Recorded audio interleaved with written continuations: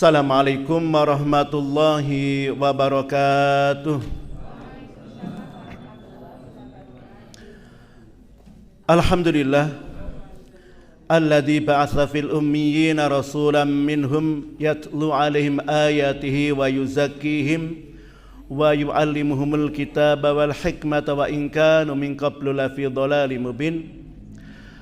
Asyhadu an la ilaha illallah wa la syarikalah wa asyhadu anna Muhammadan abduhu wa rasuluhu la nabiyya wa la rasula ba'dah, amma ba'du. Para bapak, para ibu yang saya hormati, alhamdulillah pagi hari ini kita diizinkan Allah Subhanahu wa taala bisa duduk di salah satu rumahnya Allah Subhanahu wa taala dalam rangka kita tholabul ilmi. Mudah-mudahan keberangkatan kita di masjid ini mendapatkan curahan dari Allah Subhanahu wa taala dengan mendapatkan sebanyak-banyak pahala dan diampuni segala dosa kita semuanya. Allahumma amin.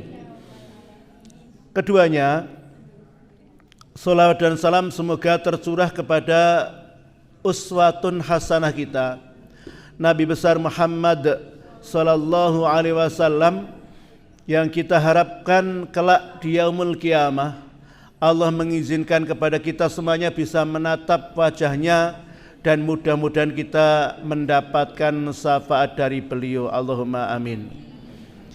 Para bapak, para ibu yang saya hormati, pagi hari ini saya kira-kira 1 jam akan bersama dengan bapak ibu untuk melanjutkan materi sirah Nabi yang kebetulan di hari-hari ini atau kebetulan materi yang kita sampaikan masih nyambung, masih berkelanjutan dengan materi yang sebelumnya, yaitu kisahnya Nabi Musa alaihissalam. Kalau seandainya saya runut dari awal, mungkin para bapak, para ibu ada yang masih ingat, urut-urutannya kurang lebih begini. Saya telah menyampaikan tentang Nabi Musa alaihissalam, bagaimana beliau lahir, kondisi apa ketika beliau lahir, kemudian di dalam pengasuhan Fir'aun, bagaimana beliau tinggal di istana. Setelahnya kemudian Nabi Musa meninggalkan istana dan berada di Madian. Setelah itu kemudian kembali ke Mesir. Dalam perjalanannya Nabi Musa mendapatkan mukjizat. Sesampainya di Mesir, kemudian Nabi Musa alaihissalam beliau bertanding dengan para tukang sihirnya Fir'aun. Dalam pertandingan Nabi Musa memenangkan dan seluruh tukang sihir akhirnya kemudian mereka beriman, sehingga dengan keimanan mereka menyebabkan Fir'aun murka. Maka para tukang sihir yang sudah beriman ini dibunuh oleh Fir'aun. Sampai situ kemarin. Betul ya? Baik. Berikutnya para bapak, para ibu, materi ini adalah materi kelanjutannya. Saya sekali lagi selalu minta izin, kalau nanti tidak membacakan ayatnya, nanti bisa buka di rumah. Saya banyak membacakan terjemahnya. Minta izin, mudah-mudahan dimaafkan. Batu ini reso maca Al-Quran. Ya. Baik para bapak, para ibu semuanya, apa yang terjadi setelah Nabi Musa alaihissalam bertanding dengan Fir'aun dan para tukang sihirnya mereka beriman, lalu mereka dibunuh oleh Fir'aun? Apa yang terjadi setelahnya? Ternyata riwayat-riwayat yang kita baca ada jeda, ada waktu setelah Nabi Musa alaihissalam bertanding dengan Fir'aun, maka kembali ke perkampungan Bani Israel. Apa yang dilakukan oleh Nabi Musa? Beliau berdakwah kepada Bani Israel. Jadi Nabi Musa setelah selesai bertanding dengan Fir'aun, itu kembali kepada Bani Israel, kemudian tinggal di sana berdakwah kepada penduduk Bani Israel. Waktunya nggak ada keterangan, tapi berdakwah di sana. Mari kita mulai para bapak, para ibu, ayat-ayat yang nanti akan menjadi pengantar di dalam materi ini. Kita mulai surat Al-A'raf ayat 128 yang artinya, maka Musa berkata kepada kaumnya, mohonlah pertolongan kepada Allah dan bersabarlah, sesungguhnya bumi ini milik Allah, diwariskannya kepada siapa saja yang Dia kehendaki di antara hamba-hambanya, dan kesudahan yang baik adalah bagi orang-orang yang bertakwa. Jadi ini karena setelah kembali kepada kaumnya atau pulang kampung, banyak keluhan-keluhan dari kaum Bani Israel kepada Nabi Musa alaihissalam atas kejahatan-kejahatan yang dilakukan oleh Fir'aun. Kemudian ayat 129 atau 129 surat Al-A'raf. Mereka kaum Musa, maksudnya Bani Israel berkata, kami telah ditindas oleh Fir'aun sebelum engkau datang kepada kami. Jadi artinya mereka mencurhat curhat ketika Nabi Musa alaihissalam beliau meninggalkan Mesir, pergi ke Madian, waktunya panjang Bapak Ibu. Ada satu riwayat sampai sekitar 20-an tahun di Madian, karena pernikahan untuk mendapatkan anaknya Nabi Syuaib itu kan harus bekerja total 10 tahun. Ya, itu kemudian waktu yang panjang ini apa yang dilakukan oleh Fir'aun kepada Bani Israel? Penindasan. Fir'aun itu seorang raja yang zalim. Mereka ditindas. Sehingga dengan datangnya Nabi Musa mereka mengadu. Aduannya tentang kejahatan Fir'aun. Musa menjawab, mudah-mudahan Tuhanmu membinasakan musuhmu dan menjadikan kamu khalifah di bumi, maka Dia akan melihat bagaimana perbuatanmu. Ini jawaban Nabi Musa alaihissalam menyemangati Bani Israel. Berikutnya ayat 130 atau 130 surat Al-A'raf. Dan sungguh kami telah menghukum Fir'aun dan kaumnya dengan mendatangkan musim kemarau bertahun-tahun dan kekurangan buah-buahan agar mereka mengambil pelajaran. Ya, sekarang mulai ini. Setelah Nabi Musa alaihissalam kembali ke perkampungan Bani Israel, berdakwah kepada mereka, maka di tahun-tahun itu di negeri Mesir terjadi kemarau panjang bertahun-tahun. Sekali lagi saya baca-baca riwayatnya nggak ada keterangan berapa tahunnya, tapi bertahun-tahun. Artinya bertahun-tahun itu lebih dari 2 tahun. Pertanyaan saya Bapak Ibu, kalau kemarau panjang 1 tahun itu gimana perasaannya? Sudah tidak nyaman. Kalau 2 tahun, apalagi. Kalau 3 tahun, apalagi. Artinya ini bertahun-tahun itu menunjukkan kondisi Mesir betul-betul mereka dalam keadaan sangat kritis terhadap pakan, ya, terhadap makanan. Kemudian ayat 131. Kemudian apabila kebaikan, kemakmuran datang kepada mereka, mereka berkata, ini adalah karena usaha kami. Ini adalah ceritanya ini ceritanya Fir'aun, ya. Ketika mereka mendapatkan kemakmuran, mereka menganggap bahwa kemakmuran ini usaha kami. Mereka berkata, inilah karena usaha kami. Dan jika mereka ditimpa kesusahan, mereka melimparkan sebab kesialan itu kepada Musa dan pengikutnya.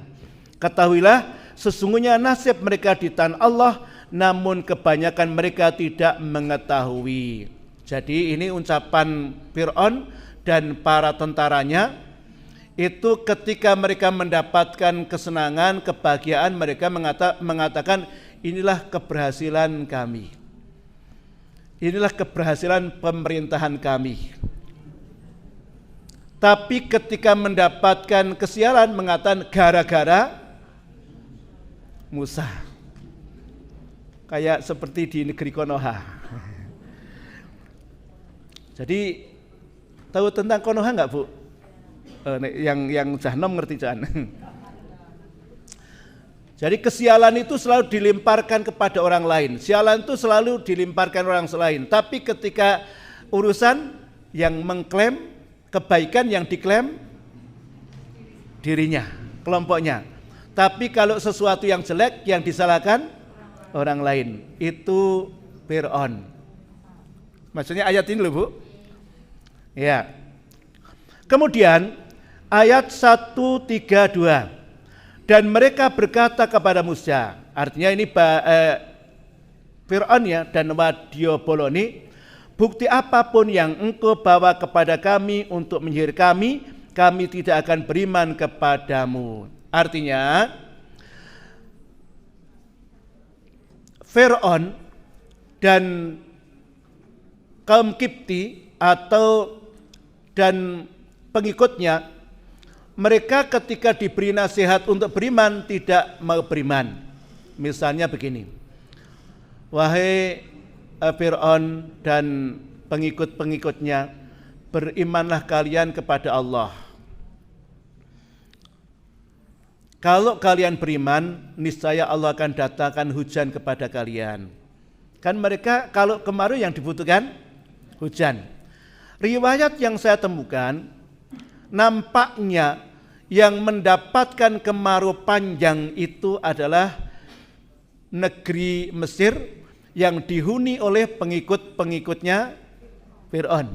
Sedangkan perkampungan Nabi Musa atau Bani Israel diberi Allah dengan curahan hujan. Jadi udahnya milih-milih. Jadi ada yang diberi hujan dan ada yang tidak diberi hujan. Bisa nggak seperti itu? Bisa. Pripun? Sekarang aja terjadi. Baik. Kemudian itu nanti ada yang menarik. Maka kami kirimkan kepada mereka topan, belalang, kutu, katak, dan darah sebagai bukti-bukti yang jelas, tetapi mereka tetap menyombongkan diri dan mereka adalah kaum yang berdosa. Nah ini urut-urutannya kurang lebih begini. Ketika mereka meminta kepada Nabi Musa alaihissalam dan juga mereka menyalahkan kepada Nabi Musa alaihissalam dengan perkataan kami itu sial gara-gara Musa dan pengikutnya. Tetapi yang menarik adalah Fir'aun ini sekarang mengakui bahwa dirinya itu sebenarnya bukan Tuhan. Meskipun dia mengatakan faqala ana rabbukum la, aku adalah Tuhan Rabb semesta alam, tetapi dalam kondisi kayak gini mengakui bahwa dirinya bukan Tuhan. Apa buktinya? Ketika terjadi kemarau panjang tidak bisa menurunkan hujan. Maka kemudian Fir'aun mengatakan, ya Musa, kalau engkau bisa membantu kami agar turun hujan, maka kami akan beriman. Kira-kira Nabi Musa nak dikayak gituin semangat enggak? Wah ini beriman nih. Nabi Musa kemudian memohon kepada Allah Subhanahu wa taala agar Allah turunkan hujan. Dan kemudian hujan. Setelah turun hujan terjadi banjir bandang, melebihi kebutuhan air yang ada. Setelah turun hujan, pertanyaan saya, kira-kira Fir'aun beriman? Tidak beriman. Maka kemudian Allah datangkan lagi musibah, bukan musibah ya, azab yang berikutnya dengan datangnya topan. Jadi topan ini datang merusak, merontokkan tanaman-tanaman, buah-buahan sehingga tidak panen. Dengan keadaan topan yang seperti ini, Fir'aun kemudian mengatakan, Musa, mohonkan kepada Tuhanmu agar bencana yang menimpa kami itu berhenti topan ini. Kalau engkau bisa menghentikan topan ini, maka kami beriman. Nabi Musa berdoa sama Allah. Doanya dikabulkan. Dan topan hilang. Beriman? Tidak juga. Kemudian Allah datangkan bencana lagi dengan belalang. Bapak Ibu, belalang. Belalang itu sangat banyak sekali. Tidak hanya tanaman-tanaman gandum yang dimakan. Di sana kan gandum, bukan padi. Tidak hanya tanaman-tanaman gandum yang dimakan. Tidak ada buah-buahan kurma yang dimakan.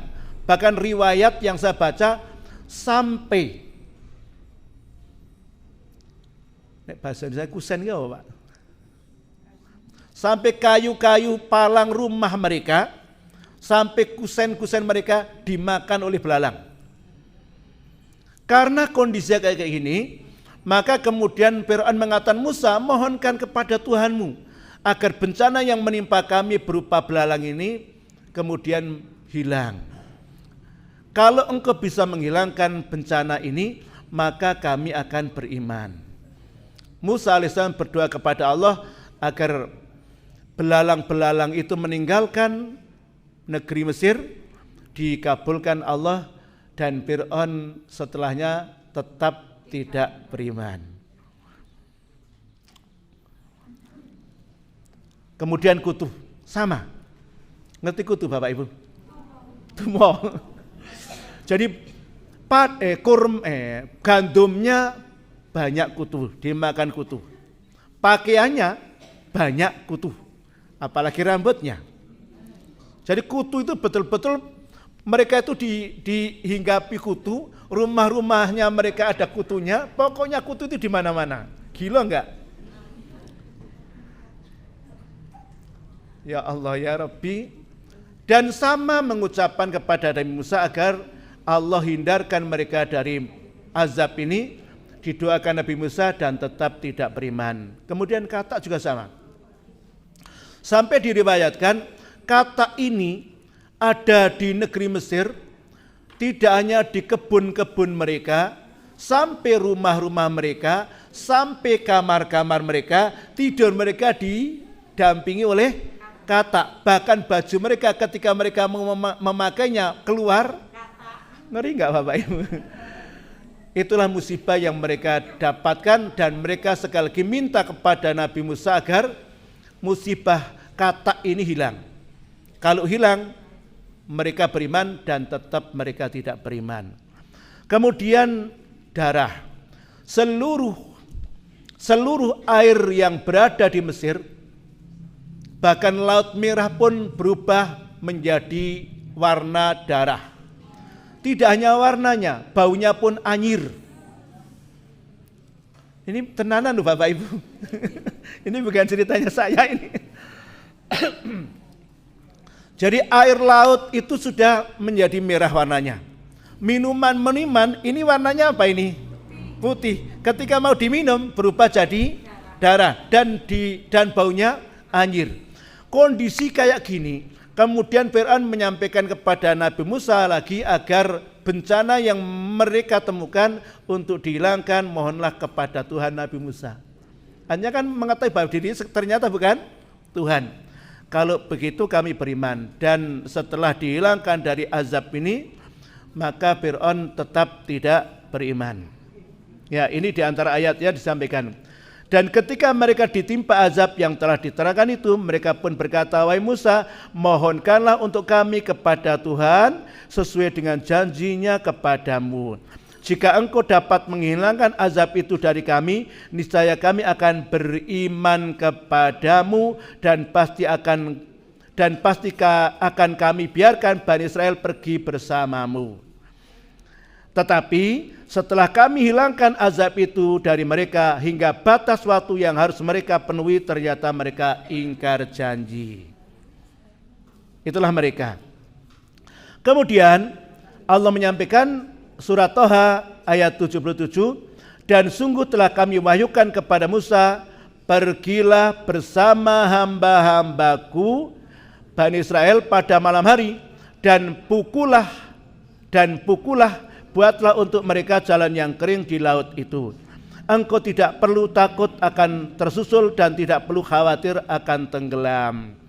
Ya, ini mulai ceritanya setelah Nabi Musa alaihissalam berada di perkampungan Bani Israel, berdakwah kepada mereka, menuntun mereka agar kembali kepada ajaran Allah Subhanahu wa taala. Pada masa-masa itu berbarengan dengan kondisi di Mesir pada umumnya, yaitu dengan berbagai macam azab yang Allah berikan kepada Fir'aun. Maka kemudian Allah Subhanahu wa taala setelah berulang-ulang Fir'aun ini diberi peringatan oleh Allah Subhanahu wa taala. Baik peringatan kemarau panjang, peringatan dengan azab berupa kata, kutu, belalang, darah, tetap tidak beriman. Allah kemudian menyampaikan, tinggalkan Mesir. Artinya dakwanya sudah nggak akan berhasil. Apa yang dilakukan oleh Nabi Musa, di dalam riwayat yang kita temukan, Nabi Musa alaihissalam di malam hari, pas negeri Mesir sedang mengadakan pesta. Jadi ada pesta rakyat. Biasanya kalau pesta itu ya makan-makan, mabuk-mabuk.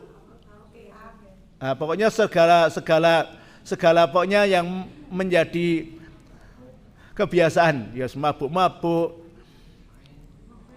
Nah, pokoknya itu. Nah, semalam suntuk mereka ngundang konser ala Mesir ya.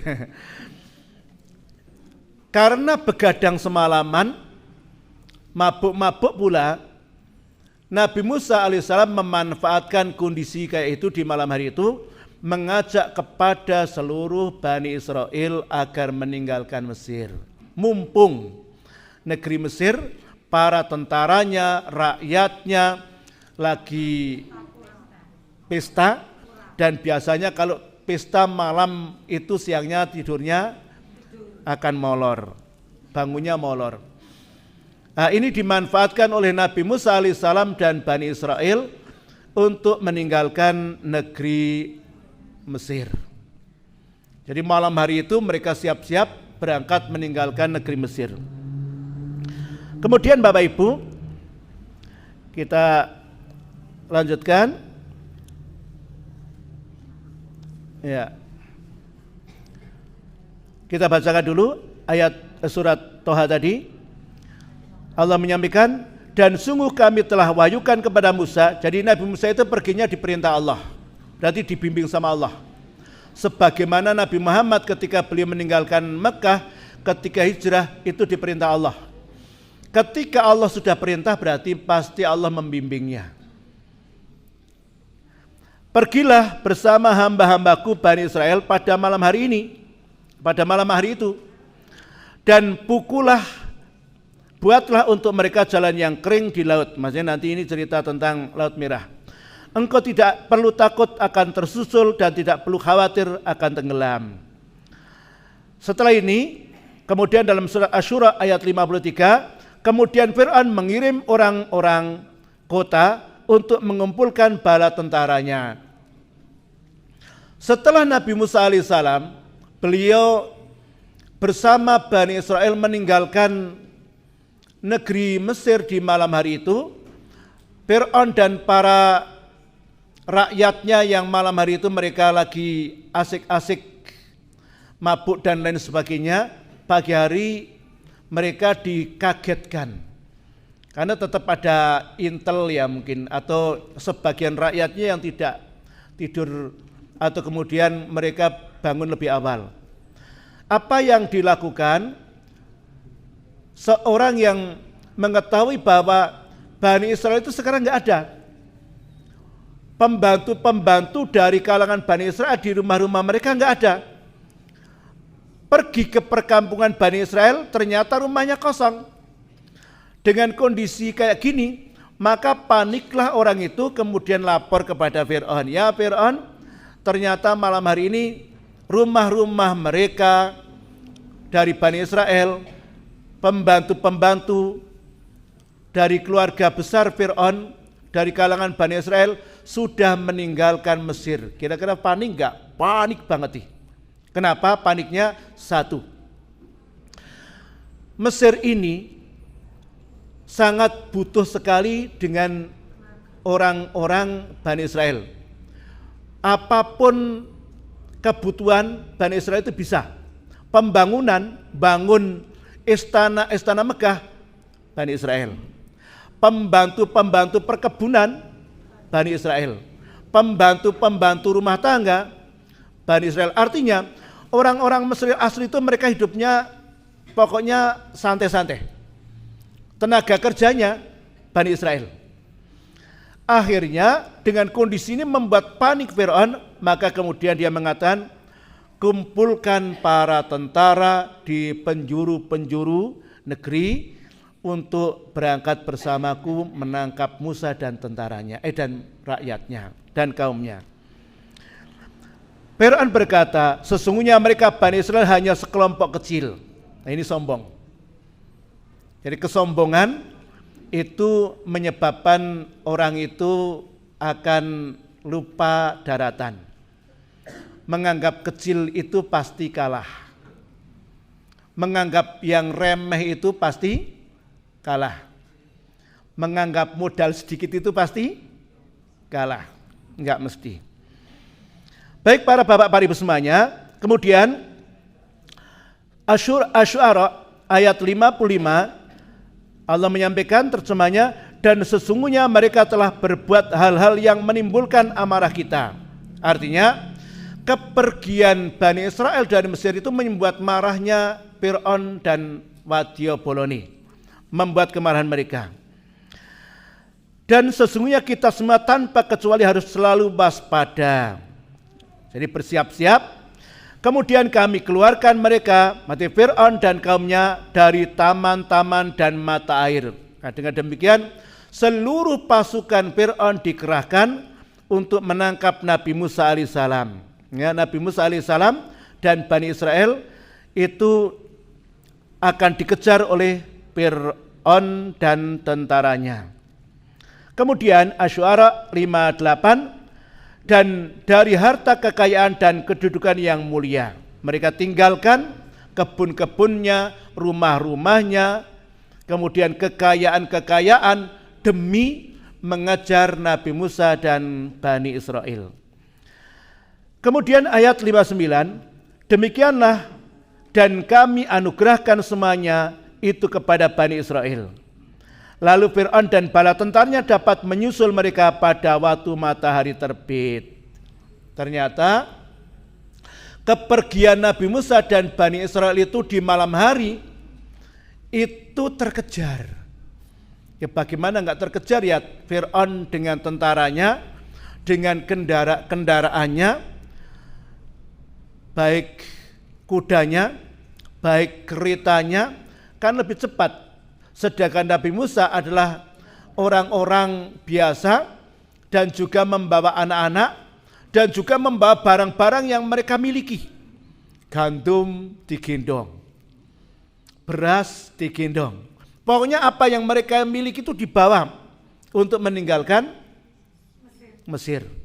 Akhirnya membuat lambat perjalanan mereka. Ketika itu Bani Israel sudah berada di bibir Laut Merah. Di bibir Laut Merah.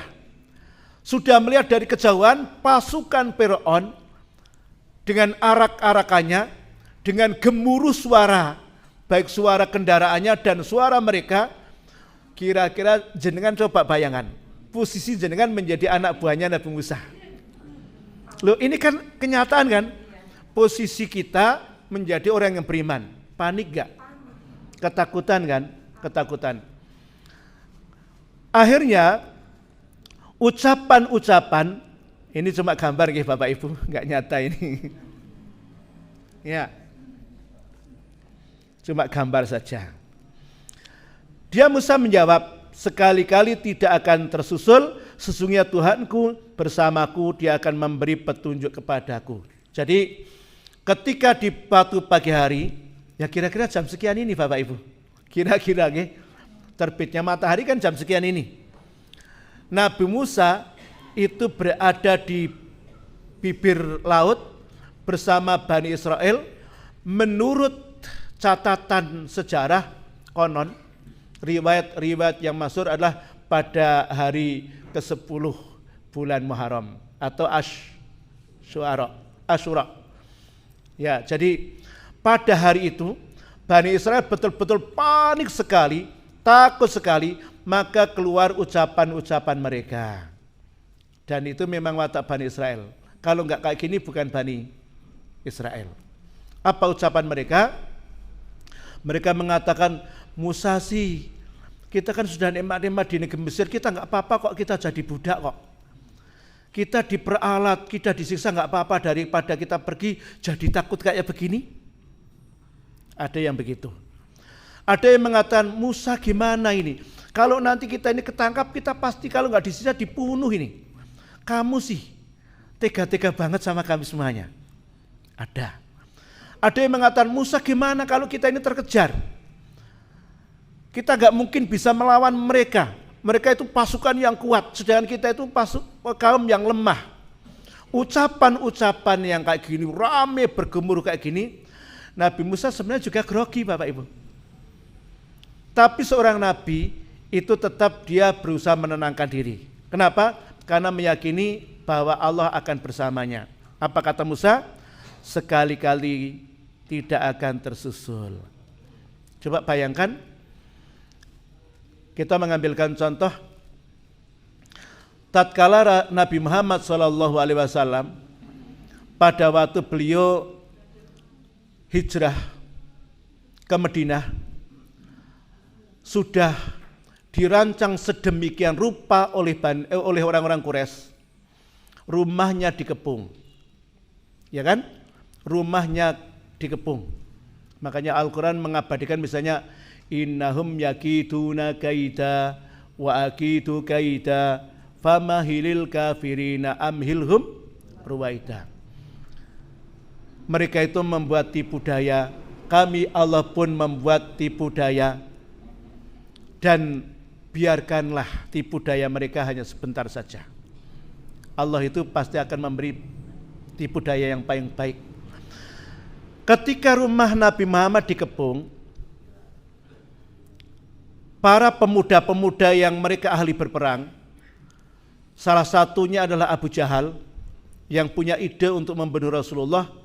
Apa yang terjadi? Malam hari itu Allah jadikan Nabi Muhammad SAW bisa keluar. Al-Quran mengabadikan salah satu ayat yang diceritakan ketika Nabi Muhammad itu keluar, beliau membaca surat Yasin. Apal suratnya, ayatnya? Ayat 9. Punya apa? Ayat 9.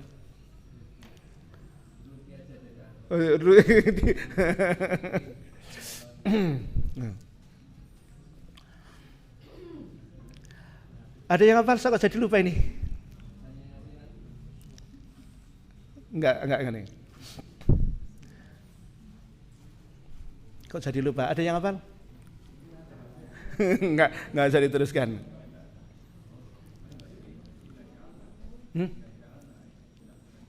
Iya betul. Inna ja'alna fi a'nakim aghlalang. Terus? Jadi lupa saya ini. Ya. Inna ja'alna fi a'nakim aghlalang fayal. Kok kayaknya bukan ya? Nanti buka aja lah ayat 9. Jadi lama ini iklannya. Ya sudah di HP ya. Ayat 9. Gimana? Wa ja'alna min baini aydihim saddan wa min khalfihim saddan fa aqsaynahum fahum la yubsirun. Masyaallah, lupa ini. Nang arep grogi mungkin. Jadi Allah jadikan di depannya penghalang, di belakangnya penghalang sehingga mereka tidak bisa melihatnya. Sambil kemudian Rasulullah menabur tanah ditabur, itu taburan tanah itu bisa menyebar seluruh para pemuda yang ingin membunuh Rasulullah itu semuanya terkena debu dan mereka tidur semuanya. Nek wong Jawa kena apa? Sirep. Ya. Rasulullah pergi nih. Perginya berhenti di tempat yang kita kan namanya Gua Sur. Di Gua Sur. Yang menarik di sini, Bapak Ibu, yang menarik di sini nih. Ketika sudah mau masuk Gua Sur, maka Abu Bakar mengatakan, "Ya Rasulullah, engkau jangan masuk dulu. Aku masuk dulu. Kalau nanti ada apa-apa biar aku." Ini wataknya sahabat. Dan ketika yang lainnya, misalnya nih kita campur-campur dulu. Ketika yang lainnya, pada waktu ada namanya perang Uhud. Pasukan Quraisy 3.000 pasukan datang ke Madinah. Kemudian Rasulullah memberi pendapat. Kalau pendapatku, saya lebih suka perang kota, kata Rasulullah. Karena kalau perang kota, kita kalau kalah, maka para perempuan-perempuan yang berada di rumah di atas loteng-loteng bisa melempari batu tentara lawan. Dan kita bersembunyi di balik rumah-rumah. Para pemuda enggak begitu, mengatakan, "Ya Rasulullah, ini wahyu atau ide jenengan." Rasul menyampaikan, "Ini pendapatku. Kalau itu pendapat jenengan, kami para pemuda pengen perang terbuka." Maka kemudian Rasulullah menyampaikan, para pemuda itu mengatakan, "Ya Rasulullah, kalau seandainya engkau itu naik ke bukit, kami bersama engkau. Kalau seandainya engkau itu turun ke lembah, kami bersama engkau. Bahkan seandainya engkau itu turun ke dalam jurang, kami tidak akan meninggalkan engkau." Itu wataknya sahabat. Bani Israel kan enggak begitu. Musa, sudah kami enggak ingin campur, kamu itu pikir ke dewi. Itu watak Bani Israel.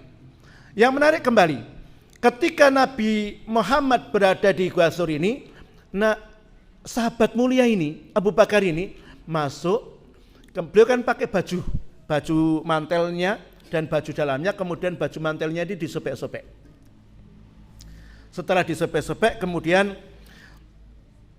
sobekan-sobekan baju itu digunakan menutup lubang-lubang yang berada di dalam gua itu. Harapannya nanti kalau ada hewan biar tidak bisa keluar. Setelah dianggap cukup, maka mengatakan, "Ya Rasulullah, silakan Anda masuk." Masuk. Rasulullah karena lelahnya, capeknya, beliau tidur. Kepalanya di pangkuan atau di paha Abu Bakar. Jadi Abu Bakar mungkin tidurnya selonjor mungkin. Kemudian kepala Rasulullah di atas pahanya Abu Bakar. Artinya kepala Rasulullah berbantal paha Abu Bakar.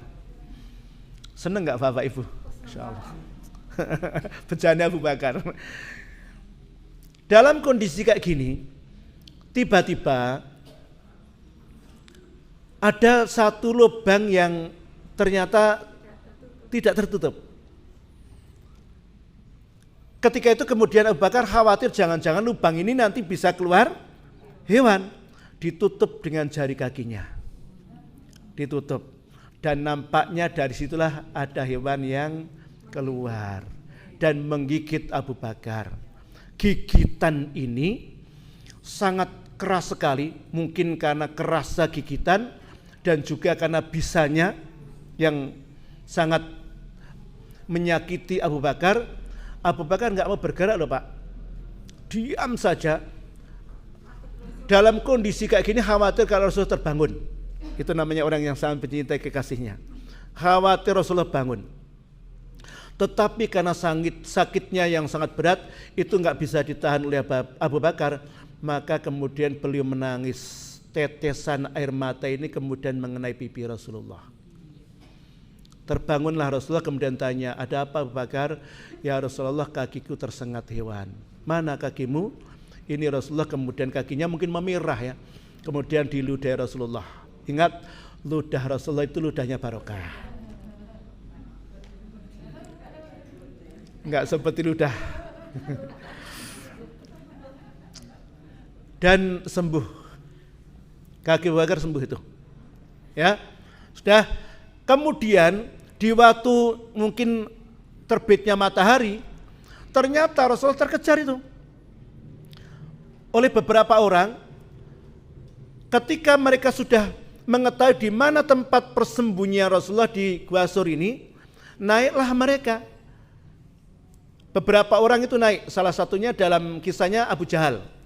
Memang tokohnya ini. Abu Jahal itu naik, sudah mendekati bibir gua. Abu Bakar takutnya bukan main. Sudah keluar keringat dinginnya, kemudian ketakutan nampak sekali. Maka Rasulullah menyampaikan, Abu Bakar, kita berdua. Kalau yang ketiga itu Allah, kira-kira gimana? Allah akan bersama dengan kita. Tenang gak Rasulullah? Karena yakin bahwa Allah itu akan memberi pertolongannya. Dan memang betul Allah beri pertolongan. Pertolongan sederhana sekali. Jadi kadang-kadang yang dianggap remeh itu bisa memberi kekuatan. Apa pertolongannya? Allah jadikan tiba-tiba laba-laba itu memenuhi mulut gua. Penuh dengan sarang laba-laba dan ada burung yang ngerem itu enggak pergi. Akhirnya apa ucapan Abu Jahal? Enggak mungkin Muhammad berada di dalam gua karena sarang laba-laba itu masih utuh. Padahal cara nengok sedikit kelihatan. Artinya ini Nabi Muhammad hijrah atas bimbingan wahyu. Ketika dibimbing wahyu, Allah pasti terlibat di dalam setiap kejadiannya. Begitu juga Nabi Musa alaihissalam, ketika beliau mau meninggalkan Mesir, diperintah Allah enggak? Diperintah. Allah pasti terlibat. Ini kita bisa mengambil hikmahnya Bapak Ibu. Kondisi Nabi Muhammad tadi terjepit. Allah kemudian turun. Mereka turun pembelaannya. Kondisi Bani Israel sekarang juga terjepit. Di depannya adalah laut, di belakangnya adalah pasukan. Kondisi kayak gini, coba bayangkan yang paling baik apa? Memasrahkan penuh kepada Allah. Jadi saya berani mengatakan Bapak Ibu, ketika kita ada masalah dan masalah itu mentok segala ikhtiar kita lakukan gak bisa, sudah kita berikan sama Allah. Pernah menghadapi masalah enggak? Kalau kita ada masalah itu kayaknya sudah ikhtiar gini enggak jadi, ikhtiar gini enggak jadi, ini enggak bisa jalan keluar. Sudah, memang Allah itu sangat pencipta agar kita itu kembali kepada Allah. Pasrahkan sama Allah bahwa Allah itulah yang mengatur segala rencana. Adem itu Bapak Ibu. Tapi kalau kita masih mikir ke sana kemari, Allah belum beri keluar itu jalannya. Tapi ketika sudah mengatakan, ya Allah, sudah kami pasarkan kepadamu, engkaulah yang mengatur segalanya, pasti engkau akan memberi jalan yang terbaik. Dan Allah beri jalan yang terbaik. Apa perintah Allah Subhanahu wa taala? Wadrib bi'asokal bahr. Allah perintahkan Musa, pukullah laut itu. Coron jenengan misalnya bayangake segoro di pentung. Ya Allah, ngantek pentung ping pirang-pirang ya rampan jenengan sementung. Kemudian maka ketika kedua golongan itu saling melihat, berkatalah pengikut-pengikut Musa, kita benar-benar akan tersusul. Nah, ini prediksi menurut catatan sejarah, tempat inilah tempat yang dijadikan rute Nabi Musa alaihissalam untuk meninggalkan Mesir. Laut Merah kan sangat panjang, sangat luas, tetapi yang ditempuh Nabi Musa bukan yang paling luas. Kalau luas nggak bisa, jadi ada tempat yang tidak begitu luas. Nanti bisa dilihat di Google berapa panjangnya. Mungkin ya kira-kira mungkin yang ini yang ditempuh ini kira-kira yang mungkin sekitar 1000-an atau 2000-an meter. Berarti kan 2 kiloan ya, bisa lari lah. Tapi yang namanya lari karo mbah-mbah, karo mbok-mbok, karo bocah-bocah, karo membawa barang, kira-kira cepat nggak? Ya tetap nggak cepat. Itulah kondisi mereka. Kemudian lalu kami wahyukan kepada Musa, pukullah laut itu dengan tongkatmu, maka terbelahlah lautan itu dan setiap belahan seperti gunung yang besar. Masya Allah. kemudian laut itu dipukul. Ini bukan cerita loh Pak, ini betul-betul kenyataan ini. Dipukul Nabi Musa alaihissalam, terbelalaklah gitu ya. Boten, terbelalaklah itu melipatnya doleh nama tuh. Ya memang terbelah. Maksudnya lautnya terbelah. Tapi para Bani Israil kemudian terbelah. Gitulah maksudnya. Leh melotot melipatnya tenan rai gitu loh. Terkaget-kaget karena nggak mungkin laut jadi daratan. Itu nggak akan ada rumusnya itu. Maka kemudian Nabi Musa mengatakan, yuk kita berangkat. Nabi Musa alaihissalam bersama Bani Israel itu turun. Dan biasanya pemimpin itu turunnya pertama atau terakhir. Pemimpin itu kalau seorang pemimpin yang baik, ketika ada sesuatu yang membahayakan, dia adalah orang yang pertama kali menghadapinya. Berarti Nabi Musa diprediksi beliau turun yang terakhir. Kaumnya dulu, biar turun. Sampai kemudian kaumnya habis, turun di lautan itu. Maksudnya di laut yang sudah jadi daratan. Dan kemudian lautnya seperti gunung. Artinya gitu kan? Lautnya seperti gunung. Jadi kanan kirinya sudah laut, seperti ada kaca yang membatasinya sehingga Bani Israil itu bisa berjalan. Saya cuma bisa membayangkan jenengan jadi pemain ketika itu. Mungkin jenengan karo nonton iki kok api gere-gere gede-gede iki gere gede-gede ngono. Kan bisa lihat kayak kolam apa? Kayak akuarium. Gere gede-gede karo nonton mungkin Bapak Ibu. Asik itu. Saya menyangka mereka juga ada yang kamat tenggengeng gitu. Ya Allah ya Rabbi kok bagus banget. Dalam perjalanan kayak gini, jumlahnya yang banyak, ada anak-anak, ada yang bawa barang, itu membuat terlambat pelan perjalanan mereka. Kanan kirinya adalah laut yang tinggi seperti gunung-gunung, kemudian mereka berjalan di dalam dasar laut ini. Memang para peneliti memang kemudian mereka mengatakan bahwa memang pernah di sini terjadi seperti itu. Itu penelitian. Kemudian dan di sanalah kami dekatkan golongan yang lain. Maksudnya ketika Bani Israil itu sudah mulai masuk ke lautan itu yang sudah menjadi daratan, berjalanlah mereka, maka karena mereka lambat perjalanannya, maka semakin dekat pasukan Fir'aun. Dan kami selamatkan Musa dan orang-orang yang bersamanya. Nah, dengan berjalan yang lambat sekalipun, akhirnya mereka pada posisi pinggiran. Setelah pada posisi pinggiran, kemudian Nabi Musa alaihissalam orang yang terakhir naik, maka pasukan Fir'aun yang sudah bersemangat sekali untuk menangkap Nabi Musa dan kaumnya, bersemangat sekali, itu mereka turun semuanya. Dan apa yang terjadi? Kemudian kami tenggelamkan golongan yang lain. Mereka tenggelam. Nggak bisa dibayangkan bagaimana kondisi mereka, yang mereka dengan sombongnya, dengan pongahnya, dengan merasa punya pasukan yang banyak, dengan dana yang banyak, akhirnya kemudian mereka kalah. Sungguh pada yang demikian itu terdapat suatu tanda kekuasaan Allah, tetapi kebanyakan mereka tidak beriman. Dan sesungguhnya Tuhanmu dialah yang maha perkasa, maha penyayang. Sampai situ dulu Bapak Ibu. Enggak apa-apa toh. Loh kan sementing Fir'aun mati dhisik. Maka kita ambil hikmahnya, pelajaran dari apa yang kita dapatkan. Bapak Ibu, saya selalu mengulang-ulang bahwa sejarah itu perlu kita pelajari, karena ulama-ulama menyampaikan al-qissatun jundun min junudidah. Kisah sejarah adalah tentara dari tentara-tentaranya Allah. Ada yang mengatakan al-qissatu kana ya'idu nafsahu. Sejarah itu pasti akan berulang. Pemainnya beda tapi gayanya sama. Dulu ada Fir'aun yang sombong dengan kekuatannya, di suatu zaman juga mungkin ada orang yang bergaya seperti Fir'aun. Tapi intinya akhirnya menang nggak yang seperti Fir'aun? Itu.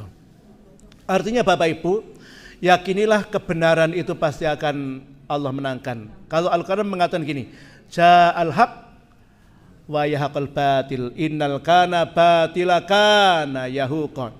Apabila yang hak itu datang, maka yang batil itu akan sirna. Itu keyakinan kita semuanya, Bapak Ibu. Artinya pertama kita bisa mengambil pelajaran dari kisah ini. Fir'aun dengan kekuatannya, dengan kebesarannya, dengan keangkuhannya, Allah kalahkan Fir'aun. Dan yang kedua, Bani Israel memang punya watak dengan kengeyelannya, itu Allah abadikan di dalam Al-Quran.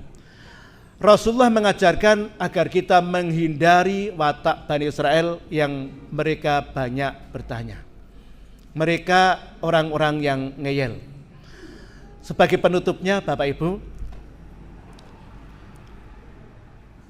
ini saya nggak kampanye Pak, tapi ngajak. nggak kampanye tapi ngajak. Saya itu punya banyak teman dan banyak grup. Salah satu teman itu mengatakan, Ustadz, saya itu setiap hari sangat-sangat berdoa kepada Allah Subhanahu wa taala, bahkan setiap saya wudu, saya berdoa kepada Allah agar doa saya dikabulkan. Mudah-mudahan doa kita dikabulkan Allah Subhanahu wa taala. Apa tuh doanya? Oh, nomor 1. Ya. Ya, kita doakan. Saya pribadi mengatakan kita nggak akan dapat pemimpin yang seperti ini kecuali di masa ini. Apakah 30 tahun lagi akan ada orang yang kayak gini? Nggak tahu. Tapi sekarang waktunya saya mengatakan, saya belum pernah kampanye dulu. Tapi sekarang saya memang nggak bisa nahan. Saya itu dulu ketika pemilu dulu paling-paling saya mengatakan monggo pilih sesuai dengan. Tapi saya mengatakan Bapak Ibu, waktunya kaum muslimin bersatu. Ketika kamu bersatu, mudah-mudahan Allah berikan kemenangan. Pilih nomor. Ya. Guyonannya Ustadz itu gini. Pemilu kita ini kan jagonya ada 3, betul? Nah, yang jadi pilih nomor 1. Insyaallah. Ya, kita minta sama Allah, Allah lah yang berhak mengabulkan doa dari kita. Mudah-mudahan Allah berikan kepada negeri kita pemimpin yang terbaik. Dan pemimpin yang terbaik itu sesuai dengan impian kita. Besok saya isi ngaji lagi sudah dapat presiden yang baru insyaallah. Assalamualaikum warahmatullahi wabarakatuh.